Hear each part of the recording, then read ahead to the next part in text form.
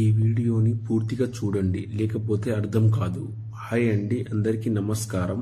మరుగుమందు ఎలా తయారు చేస్తారో, అసలు ఈ మరుగుమందు నిజమా కాదా, దీనివల్ల ఉపయోగాలు ఏంటి, ఈ వీడియోలో తెలుసుకుందామండి.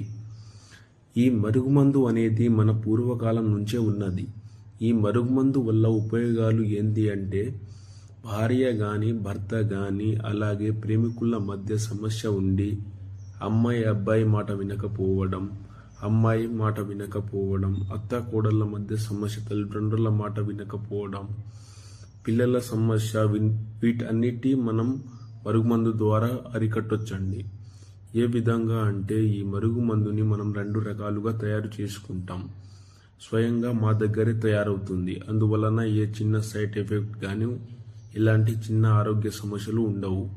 ఈ మరుగుమందుని ఒకటి పసరు రూపంలో తయారు చేస్తాము, రెండవది వచ్చేసి పౌడర్ రూపంలో తయారు చేస్తాము. ఈ పసరు రూపంలో తయారు చేసే మరుగుమందు నీ చెప్పులకి, బట్టలకి, తలకి, శరీర భాగాలకు అంటించవచ్చు.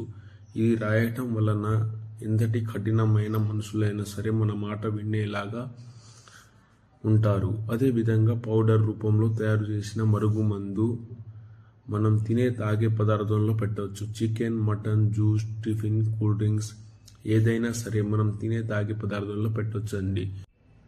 3 రోజుల నుండి 5 రోజుల్లో మనకు రిజల్ట్ అనేది ఉంటుంది. థ్యాంక్ యూ అండి, మన వీడియోను చూసినందుకు థ్యాంక్స్.